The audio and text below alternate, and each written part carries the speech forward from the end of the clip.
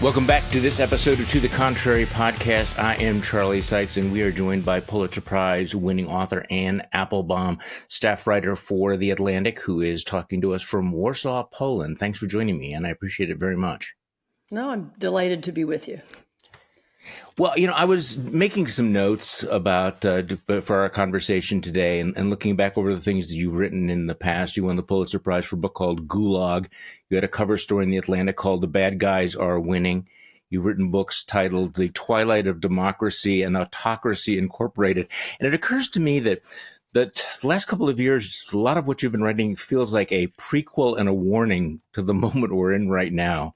So I just wanted to get your take as you're watching what's happening in this country and the accumulation of power by the Trump administration. Are you thinking, yeah, that's what I thought would happen, or is it worse? It is what I feared would happen. One, nothing is ever determined, and no outcomes are ever guaranteed in advance. Some aspects of it look different from what I expected. I'll say that. The role that DOGE played at the beginning of the administration, the teams of tech guys going into departments of the American government and taking over the computer systems and using that to fire people and steal data, that wasn't something I foresaw, and I'm not sure that's been done anywhere else. So the structure of what's happening does look familiar. I mean, you could compare it to what happened when Hugo Chavez took over Venezuela, or you could compare it to Erdogan in Turkey, or Orban in Hungary. This is a democratically elected government with a popular mandate, which is seeking to change the nature of the state from within, and we've seen that happen before. But yeah, there are elements of it that seem pretty new. The speed is new. Orban took like a decade. The speed of change, and as I say, that first effort to capture institutions physically. I mean, to send people in and take them over. But the elements, the destruction of the civil service, the creation of a new kind of police force that didn't exist before, the undermining of institutions, of Congress, of the media, the attacks on private business and lawyers, and those are things that are familiar from other times and other places. It is the blizzard of events, and you mentioned something that I wanted to talk about. So, I mean, as we're talking, there are active military troops on the streets of Los Angeles conducting sweeps through parks. At the same time, the administration is gleefully touting its own gulag in the swamp, the alligator Alcatraz, the alligator Alcatraz. They're even selling T-shirts, and buried in that big beautiful bill, and I think you just made reference to it, is this vast expansion of ICE. Could you talk to me about that? Because there have been a number of people, raising alarms that we are now creating this vast new police force with a very, very different mission and culture than, say, the FBI. What concerns you about, the Iceman cometh from the new Trump budget bill? I think what really concerns me is, one of the things that always reassured me about the United States, as opposed to, say, Hungary, is that it's not a centralized state. So whereas Hungary, a little tiny Central European country, it's pretty easy to take over the police force and to send it out to do things or to centralize decision making. In the United States, it's very hard because states have real power, and we never had a national police force that had, that kind of budget or that kind of mandate to act anywhere in the country against the will of governors or of local leaders or of cities, not at that scale. I guess you can probably find individual instances of it, but nothing like this. And one of the things that reassured me about America was that I thought that was impossible because we had these guardrails in the form of states and different legal systems in different states. And what really worries me about ICE and this new, are we going to call it ICE? I'm not sure what we're going to call it, but this new militarized customs police, which is in effect the first federal police force we've ever had, with broad and undefined powers. And as you say, a different culture. The FBI culture was one of this kind of straight arrow G-man. That was how it was originally created. Right. And you can argue about whether it ever really was that or not. But the ideal of the FBI was these were kind of, people loyal to the Constitution who were just searching out crime and who would even hold powerful people to account. The ideology of that or the culture of this new thing is something different. I mean, the culture seems to be, you can do whatever you want, and if you break a law, we'll find a way to brute save squad. You. Yeah, it's much more brutish. There doesn't seem to be legal culture. There are people wearing masks on their face, which is not an American tradition. Yeah. There are people carrying military grade equipment and military looking vehicles on the streets of ordinary cities. None of that has any real precedent in contemporary American history. I mean, maybe you could go back to the Civil War and you could find something like that, but nothing recent.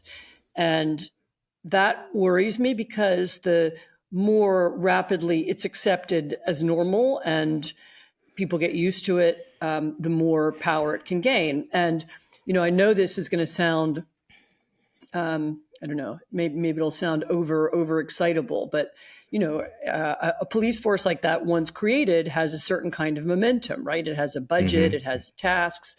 Right now it's been set to arrest supposedly illegal immigrants, although of course it's sweeping up other people who aren't illegal or in some cases who are U.S. citizens. Right. But the question is, when it's started to complete that task, it'll just disband itself, and all those people who have jobs and investments in this new enormous institution with this huge budget, I read somewhere larger than the Army of Canada, they're just going to go away, or they're going to find new uses for this kind of force. Mission creep. Mission creep, enemies of the president or enemies of the country, and how do we define that? And maybe it's protesters, or maybe it's, just people that the president doesn't like. I mean, he's been calling his political enemies vermin. He's been talking about immigrants as poisoning the blood of the nation. This is language actually borrowed from Hitler, which I think somebody must have put into his speech, because I'm not sure he could have made that thought of it himself, although maybe he did. He's known to have read Hitler's table talk. But he's been using this kind of language to describe people that he doesn't like. And that's the kind of language that authoritarian leaders in the past have used before they carry out assaults on their enemies. I'm not saying it will happen. We do have other guardrails, but it can't be dismissed as an idea. We are creating something unprecedented, and we need to begin to think in more mold-breaking ways. We need to expect precedents to break. Well, there have been so many things that have actually happened that if you had predicted them a year ago, you would have been accused of being alarmist, right? You would have been accused of Trump derangement syndrome. And now it does feel as if they are becoming normalized. Like, for example, the use of active military troops on the streets of American cities. Again, if we would have talked about that last August, people would have said, well, of course, we have the Posse Comitatus Act. I mean, there's all kinds of norms and limits. And there they are in Los Angeles. And it feels like we've kind of become numb to it. You've written about, and again, some people may think that these are excessive, and I'll get your reaction to this. The enthusiasm and the glee with which this administration has embraced these mass prisons in, renditioning migrants to El Salvador, and now the alligator Alcatraz, which seems to be celebrated very specifically for its cruelty and its brutality.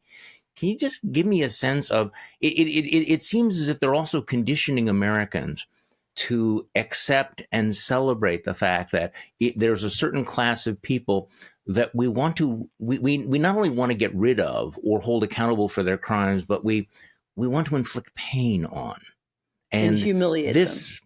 Humiliate them. Mm-hmm. Does this sound familiar to you? It's familiar and it isn't. I mean, so I worked on a book about, as you said at the beginning, a book about the Soviet Gulag, and the Soviet Gulag was, of course, kept secret. Yes. They didn't have T-shirts, right?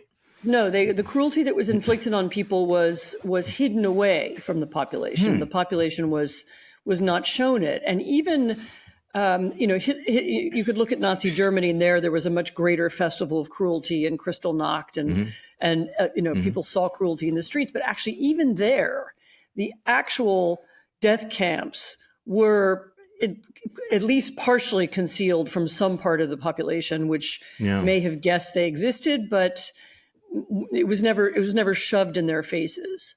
They weren't selling merch. They were not selling T-shirts, no. And so what we have here is something that does feel new, as I said, in the way that Doge felt new to me. That in an age of Instagram, and when perceptions and jokes and the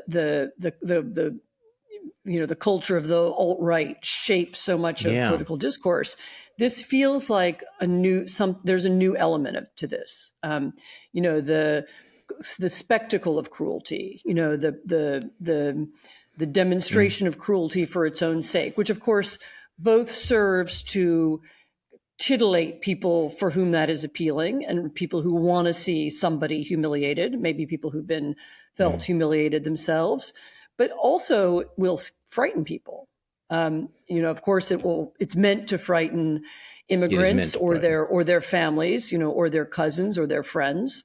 But it's also meant to frighten other Americans.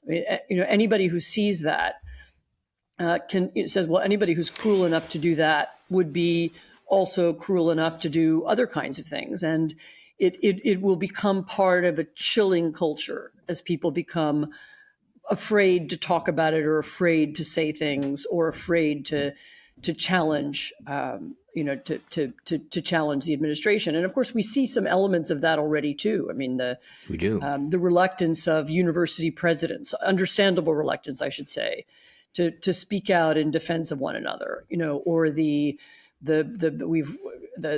decision of very important, wealthy law firms and companies to do deals with the administration or agree to settle lawsuits that didn't have to be settled.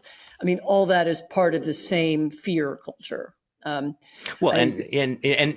even the major media companies, like the settlement by Paramount and CBS with Donald Trump, which seems to me to be virtually indistinguishable from being a bribe, paying the president millions of dollars for a completely bogus lawsuit.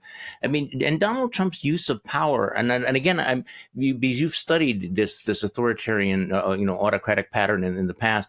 What seems really distinctive about some of the ways in which Donald Trump is instilling fear and using his power is there's like two elements to it. He'll have the private law, a lawsuit, and then the cudgel of government power. I am suing you, pay me off. Otherwise, I will use state power to block your business interests. So that blending of public and private is really distinctive, a distinctive element of Trump's authoritarianism, isn't it? So the blending of public and private, and again, this is out in the open, the naked attempt to make money out of it, whether it's Trump himself or his family or his associates or his friends. Also a thing that I don't think we've ever seen in America before. I've still not gotten over World Liberty Financial, which is this, I'm sure you've discussed it on your show before, this cryptocurrency company that Trump's family set up, which in which people are paying money to buy tokens that have no value and can be exchanged for nothing. And the only purpose of buying them is to pay a bribe to the president. Yes. And I don't think nothing on that scale has ever happened in American history before. And I'm not sure I know of I'm not sure I know of another country where it's happened in exactly that way. I mean, maybe El Salvador is an example. Maybe there's some smaller dictatorships I don't know about. But I mean, Putin, for example, the Russian dictator, is is clearly we've known about his corruption for a long time, and he owns these various palaces and properties and so on. But it's all a secret. I mean, we're not we're not told how Putin made his money, and we don't really know how much of it there is. And he's known to keep it through other people. So there are people who are literally called wallets, Putin's wallets, and there are people who are known to hold his property. So he never talks about or displays his wealth, but Trump does, and Trump's family do. And that It's also seems to me as a new aspect of this. We have a kind of open cruelty and open corruption and kleptocracy, all in new ways, new things that we haven't had in America at that scale or at that level before. In broad daylight. So here's another aspect that I know you've talked about it: the incredible consolidation of power in the executive, the desire to eliminate any sort of checks and balances, any sort of guardrails, is extraordinary, because in our constitutional system, there's always been the sense that you don't want to go too far, because at some point you will not be in power and you are ceding this power that you've gathered to yourself to someone else. And so one of the things that really strikes me is the lack of imagination among Republicans, that if Donald Trump can do X, Y, and Z, so can President Gavin Newsom or President AOC. And yet they don't seem to be bothered by that. They are creating an beyond imperial presidency that under normal circumstances you would say, okay, we don't want to, at some point, though, will be an election and someone else will have these powers, and we have to be careful about giving them that power. That doesn't seem to be a factor. What do you make of that? So that's one of the things that worries me the most, because, as you say, if you're creating an imperial presidency, then if you're still living in a democracy, you have to assume that somebody you didn't like will have that job next, and then they can use these awesome powers and this new political police against you and your friends and family. And clearly, they're not afraid of that, and that makes me worried that they don't think there will be democratic elections, or they're so sure of being able to manipulate them that they will win. One has to be very careful about saying that, because I don't have any. Right now, I have no evidence that they're planning to steal any elections, and they're the normal arguments about who can vote and so on that have been going on for a long time. I didn't see anything else happening right now. All I'm saying is that I agree with you. It's very odd.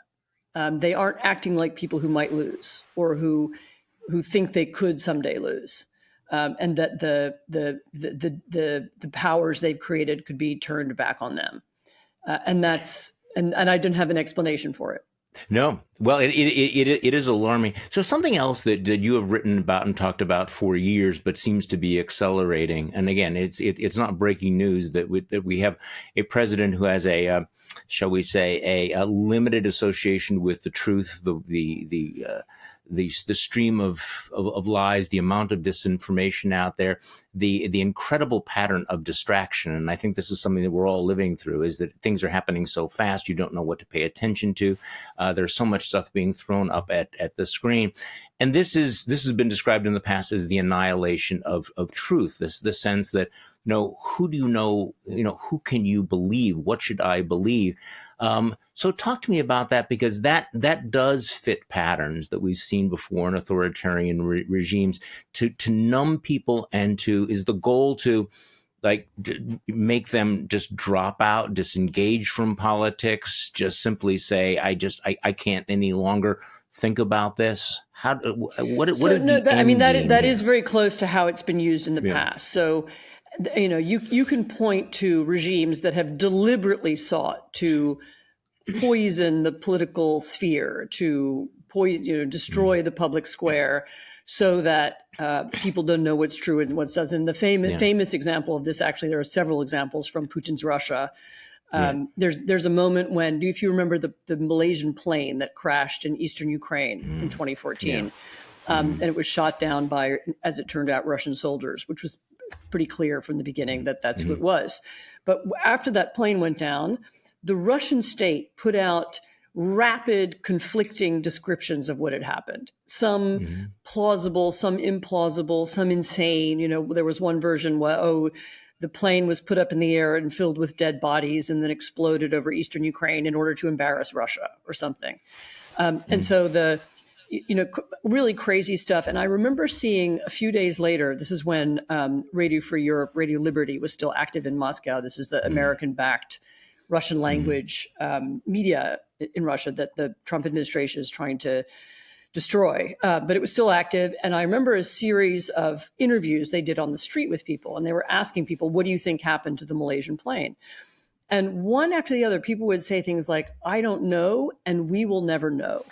Or I don't know, and the truth is unknowable. We can't possibly know who did it because we have all these conflicting explanations. And that was and that was Putin's innovation, was rather than to just deny it, which is what his predecessors and Soviet predecessors might have done, or just cover it up. Instead, he put out a million different messages about it. Each one, and sometimes I remember Russian friends saying to me, they came in the same news program. You get one version at the beginning of the program and another one at the end, and then another one an hour later. And that was a policy, and the policy was to confuse people so that they wouldn't have any sense of how to tell truth from falsehood. And that has a further consequence, because if you can't know what's true and the whole public sphere is contaminated, then why should you participate in politics at all? What should you fight for, and who should you believe? And is there an idealistic, dissident who you should back? I mean, why should you do that if you don't know what that person is saying is true or not? And the effect, the desired effect, is to make people passive and apathetic and cynical and nihilistic, and to make them stay home. The idea is people shouldn't be engaged. We don't want people in politics. We want them out of politics. And that, as I said, was a deliberate Russian tactic. That was a strategy. In the case of Trump, I think it's partly also was a strategy, certainly at the beginning. I mean, actually going back before he was in politics, he just lies all the time. And that's a way of confusing people about what's true and not true. And then as a politician, I think he understood immediately that if he pollutes the public sphere, if he lies constantly, which he still does, many times a day about many things, then after a while, people stop correcting him. They stop trying to find out what's true and what's not true. They treat things like the cryptocurrency company we were just talking about as sort of just another story that might have some reality or not. The alligator Alcatraz, well, maybe that's real, or maybe it's just some kind of alt-right joke, who knows? Right. And so it enables him to get away with things. And I think, he's achieved that. And I think, and I think it may also induce a kind of, disgust or nihilism. I have actually a younger relative who was never involved in politics before, who I saw posting something very nihilistic on the 4th of July. Okay. And I realized that she was somebody who was probably very affected by this. I mean, she's not very, she just sees all this lies and nonsense, and her feeling is just, stay out and stay away. And I can imagine that being true of a lot of people. No, and also it immunizes people like Donald Trump from any sort of scandal. I mean, it's a post-truth society is also post-scandal. I'm trying to imagine any negative story, any investigative story that now would damage him because he can call it fake news, or he can say that it's made up. Even if there were pictures of him and Jeffrey Epstein with young underage girls, even if they were documented. Well, I understand, but he has now conditioned half the country to simply say, I won't even believe the evidence of my own eyes. And really, when you think about of all of the guardrails, of all the things that he's destroyed, the fact that he's essentially immunized himself from any sort of scandal or investigative reporting that he cannot discredit. I mean, this is one of the great legacies of our age here. So there are two other aspects to this. I mean, it's not just him, obviously. So he is very much a product of our time and this moment. Yeah. And, he is the product of a media world that has now created the possibility of fakery and not just fakery, AI. false, not just AI, but this business about repetitive falsehoods. I mean, people, you see them every day in your Twitter feed. You don't only need Donald Trump to tell them to you. I mean, so we created a world in which there are all kinds of sources of information that don't have any backing behind them and don't have networks of connections or fact checkers, and some of them appear to be credible or more authentic. They seem more realistic than other sources of news. And so he's it's almost as if he's evolved along with that. He's a product of that media, and he's been the beneficiary of it. And then has, of course, accelerated it, and AI has added another, and probably is going to, even in the next year or two, is going to add new layers to that as well. And so that's inevitable. I'm often asked how we get out of that, and it is hard. Yes, I mean, it is hard. It requires people to think really seriously about what are alternative ways to use the internet, how to build trustworthy media spaces. I know of people who are trying them in small ways, but it's difficult. There's no immediately obvious solution. No, there isn't. And the question, it's not only hard, it is hard to imagine how you would scale it up to actually affect, the large scale populations, especially as AI becomes more powerful, is learning all the time. And the impact that it could have on politics is almost incalculable, which brings me to this, just your thoughts on you mentioned Doge before. One of the strangest elements as people look back on 2025 will be that episode with Doge, the bromance between Donald Trump and Elon Musk, the world's most powerful man, the world's richest man, all broken up. Elon Musk now talking about a third party. Any thoughts about where that goes? Do you think he's serious? Is it a real threat? Does Elon Musk have a political future? No one does. My way of understanding what Musk is doing is to compare him. Do you remember Prigozhin? Do you remember this Russian general, the head of the Wagner group, who became dissatisfied with what Putin was doing, and he staged a weird march on Moscow that was then he changed his mind halfway and turned back, and he wound up dying on an airplane crash. Elon Musk looks to me like that. I mean, he's a kind of Prigozhin figure. He's inside that world, whether he wants to be or not. He is now identified with it forever. He's the one who did the Nazi salute, and he's the one who has written a form of AI that seems to now spit out, Nazi memes and what is that? Wow, conversations of white genocide. So it's not like he's going to suddenly switch sides and attract a different, public to him, and America's progressives are going to line up behind Elon Musk. I mean, that doesn't seem like it's going to happen. Instead, it seems more like he's going to be a troublemaker within that camp.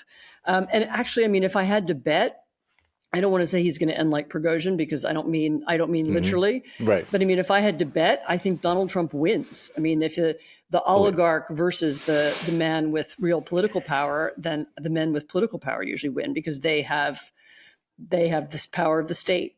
And in the case of Musk, Trump has the power to cut off his subsidies and destroy his companies. And of course, put him in jail or whatever. But that it looks to me like a contest Musk will lose. But it's true. Along the way, he could create a lot of trouble. Prigozhin really scared Putin. Putin came out that morning and gave a weird speech about the Russian Revolution. So he could do damage. But hard for me to see how he wins.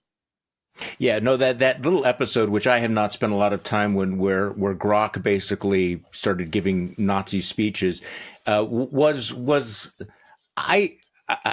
tempted to think that it was very revealing that what happens is that AI is listening to what he's saying and then translating it, and without any of the guilt and everything, the gilded edges, and here we're getting kind of the id. But speaking of Vladimir Putin, let's switch gears to all of that. You had a piece in the Atlantic the other day, that America was switching sides, which again has been the story of the last six months.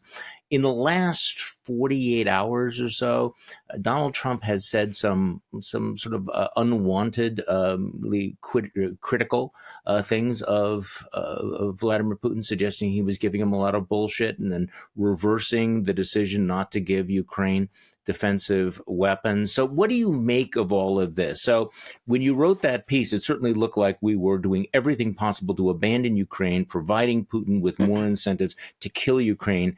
Now Trump is basically saying he doesn't know what Peter Hegseth was doing. He had nothing to do with the cutoff of aid. Maybe we will give them back. So where are we at? What do you make of all that? So we've been actually through a few of these cycles before. Yes.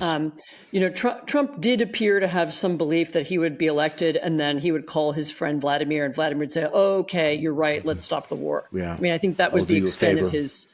That was the extent of his imagination, which was another one of those things that was very clear before the election that he had no plan. There wasn't one. But anyway, people seemed excited to repeat this idea that he would have a plan.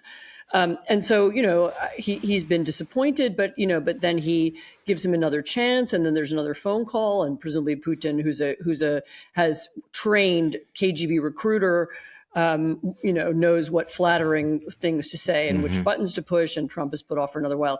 What actually worries me more about this administration is not at that level. What worries me more is the layers of other things that they're doing. So the in practice, in effect, we're lifting sanctions on Russia. So yes, sanctions are something, aren't just a thing you put down once. It's a dynamic process, because you sanction one set of companies, and then a different set of companies are used to get around barriers. And so you need to sanction that set of companies. And the Biden administration, I talked to some of its members while this was during this process over the last few years. And they were, they had every month, they were looking at sanctioning new companies or new groups, or looking for new ways to put pressure on the Russian economy. As far as we can tell, the Trump administration has stopped. They're not doing that anymore. And that means, in effect, that Russia is suddenly finding it easy again to get components for its defense industry. At the same time, the U.S. has dismantled with unbelievable speed all kinds of programs that were designed to aid the Russian opposition, aid Russian independent media, track and reveal Russian propaganda around the world in Africa and Latin America. There was a whole program that did that at the State Department called the Global Engagement Center, which then became the focus of a lot of conservative conspiracy theories. And so that was shut down very dramatically. Yeah. So we're not doing that anymore. We're not, there are all kinds of ways in which USAID was helping Ukraine in rebuilding its energy sector. And so, we're not doing that anymore. So there's a whole series of programs that we had in place that were designed to counter Russian propaganda, to help the war effort in other ways in Ukraine that have stopped. And Putin sees all of that. So he's unlike Trump. He's not, just paying attention to the news clips from the last 5 minutes. He can see that the Russian opposition is unfunded. He knows that Radio Free Europe, Radio Liberty is about to be taken off the air, or might be if it doesn't win its lawsuit. He knows that he knows that there have been this start-stop attitude to funding Ukraine. He knows there's no new money for Ukraine. So he knows all of that, and all of that gives him this belief that he can continue the war and that he can eventually win the war, because he will just wear down the United States and wear down Europe. And he sees that the Trump administration is floundering. And that's, I genuinely believe that a different, had we had a President Harris or a President anybody else right now who had renewed instead the aid to Ukraine, that we would be looking at coming to the end of the war. Because this is a war that will end when the Russians stop fighting. And I think I've been saying that like a broken record, for more than 3 years. Right. But that is the key thing. The Russians have to stop fighting. This is a colonial war. It's an imperial war. It is the Russians who are invading Ukraine. They have to stop the invasion. And right now, they have no incentive to stop it. And all these think tank articles about some deal we might do, and maybe we'll swap Crimea and we'll move the border. And they don't care about that. This was not a war about Crimea or about some Donetsk province. This is a war about destroying Ukraine, destroying its sovereignty, reabsorbing it one way or the other into Russia, and also, by the way, proving that NATO doesn't exist and doesn't matter, and proving that the United States is weak. Like that has been; those are the big goals of this war, and for Putin, those are really big and important goals. And he's not given them up, and he will only give them up if he's pressured to give them up. And the Trump administration is not doing anything right now that shows he would do it. I mean, there is this bill that Lindsey Graham and I think some 70, 80 senators have signed up to that would increase, would increase sanctions on Ukraine. And that would be a very useful, if were that to pass and were that to become law, that would be useful in helping to persuade the Russians that maybe it's not going to be as easy as they think. But there's a kind of full court press that needs to happen. I mean, we don't have an information strategy in Russia. We don't have a counter propaganda strategy for Russia. Our military strategy has been narrowed greatly. Our thinking about Ukraine, even our diplomacy towards Ukraine is weird. I mean, the ambassador resigned, and it's not clear how policy is even being made in Ukraine, and all that needs to change. And I didn't see it changing immediately. I mean, actually, I had just before talking to you, I saw a Ukrainian friend of mine who's in Warsaw. I had coffee with him, and he said he was betting that Trump would eventually conclude the same thing as Biden, that the only way to end the war is to arm Ukraine and make sure Ukraine wins. But he was just worried it would take a long time to get to that conclusion. So maybe I'm overly pessimistic, but I just don't see them understanding that there has to be a deeper and longer strategy. And from a president that doesn't think strategically, that's obviously very difficult. Well, right. He doesn't think strategically, and he doesn't have a strategy. But this also goes back to this very, very strange relationship between Vladimir Putin and Donald Trump. Donald Trump has one view of what the relationship is. What does Vladimir Putin think of Donald Trump? Because I am struck by his willingness to overtly humiliate Trump. Trump thinks they are the best friends. He has kissed up to him. He has sucked up to him. He's appeased him in almost every possible way. And Vladimir Putin is not throwing him even the smallest bones. And it does seem as if while so many other world leaders and national leaders here are afraid of Donald Trump, that Vladimir Putin actually sort of understands something fundamental about Donald Trump. What do you think? So there are a couple things. I mean, one is that there are so many rumors, and even more than rumors, evidence of business deals. I mean, both in the past and in the present. Steve Witkoff is every time he goes to Moscow, he comes back talking about deals. And the Ukrainians say they have information that's much more specific about specific people who've been offered specific things by the Russians, and I can't prove it, so I won't repeat it. But it's so that may be a part of the explanation. I mean, there's just a lot of money being sloshed around by different people inside Russia, aimed at different people inside the United States, and that could be part of the story. I mean, there's also this long history of business contacts between the Trump company and the Trump family and Russian money. The real estate business in the 90s and 2000s was in especially the kind of real estate business Trump was in, this selling luxury condos was it was very Russian. And both of Trump's sons said that at different times. And Russian banks were important in keeping their business alive. So they have some deep business ties. I mean, I've now heard kind of 15 different versions of some other thing, some other personal thing that ties, or some compromat or some, the people have theories that I don't even want to speculate because I don't know. Okay. But it's clear. It's clear that psychologically, Trump feels he owes something to Putin. He's grateful to him for something.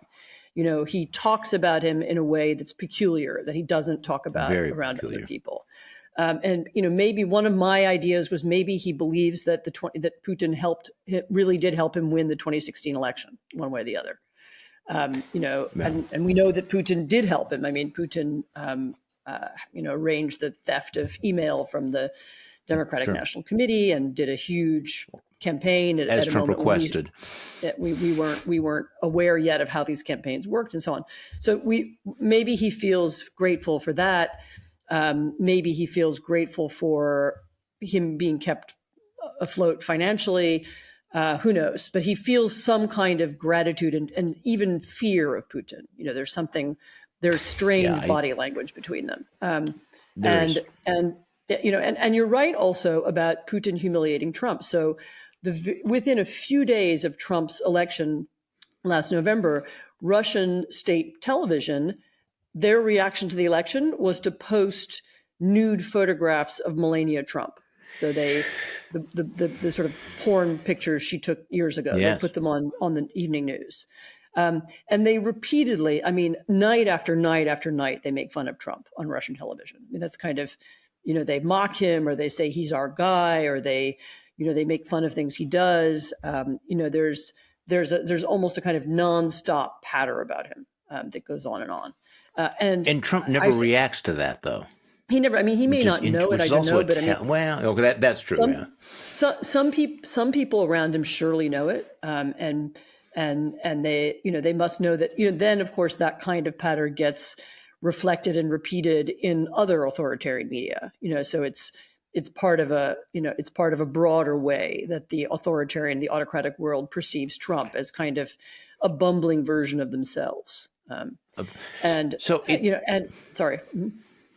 No. So in the few minutes we have left, though, I want to talk about, and again, we've talked about how he doesn't have any strategy. I wanted to get your view on what happened with Trump, Israel, and Iran. We had the big bombing of Iran that looked like it might start a new war. It's gone quiet now. There is a ceasefire. Seems naive to think that that's over, but your sense of where we're at on this and why Donald Trump decided to do something that was, talk about high risk. And it also appears that despite his claims that he obliterated Iran's nuclear capability, that the mission was not accomplished. So where are we at now? Yeah, that we have the non-truth problem again. Did we destroy the Iranian nuclear program or not? And if we did or didn't, how will we ever know? And how will policy be made in the future? He's created a huge problem going into the future. My sense is that actually he did it because he thought it wasn't a risk, because the Israelis had destroyed Iranian air defense. And so it was at that moment relatively safe actually for a US bombing raid to happen, because nobody was going to shoot at the planes. And that he waited until that had happened, and he did this. How he was talked into it, or who talked him into it, I don't know. Somebody did, and somebody must have, convinced him that this would be a kind of easy win. Remember that what he looks for in public policy is not strategic objectives. It's not about helping Iran change its regime. It's not about. He's not a chess player. He's not thinking chess. 3 moves down. He's trying to win the moment. And somebody convinced him that this was a win you could have. You could drop these bombs, and then that would be over, and you would win. You would obliterate the factory or the power plant, and then you could go home. And that's what it looks like to me happened. And I don't know there again, many versions of who it was who convinced him and why. Maybe it was just the Israelis. Maybe there were others. But that's my sense of it. And there are a lot of questions that I find puzzling. What is the strategy towards Iran now? Have we just reinforced the regime? It looked to me initially after the Israeli raids that we've destabilized it. I have Iranian friends, and a lot of them were telling me how excited and happy they were that so many Iranian leaders had been killed, especially this IRGC, the Revolutionary Guard leaders, who had been in charge of arresting women and torturing men, and nobody was sad to see them go. So there was a kind of moment when it looked like something might happen, but there doesn't seem to be a plan or a strategy for that either. I'm at a loss. I mean, I don't know what our plan for Iran is now, or how we see Iran fitting into the larger Middle East. Well, and again, going back to your larger critique, though, there probably is no plan. There is no strategy. He won the moment, or he thought he won the moment. And now I wonder whether or not, because he's become so invested in that it was a complete and absolute success, that in some ways he's providing Iran cover. If in fact they still have the nuclear capability, he is in deep denial, because if they still are creating a bomb, then obviously what he did failed. And as we know, Donald Trump never, ever, ever admits that he was wrong or that he failed. Right. And Applebaum, thank you so much for all your time and your insight. I appreciate it. Ann Applebaum talking to us from Warsaw. Always good to talk with you. Yeah. Thanks so much. Thanks for your time too. And thank you all for listening to this episode of To the Contrary podcast. I'm Charlie Sykes. You know why we do this? We keep doing this because now more than ever, it is important to continually remind ourselves that we are not the crazy ones. Thank you.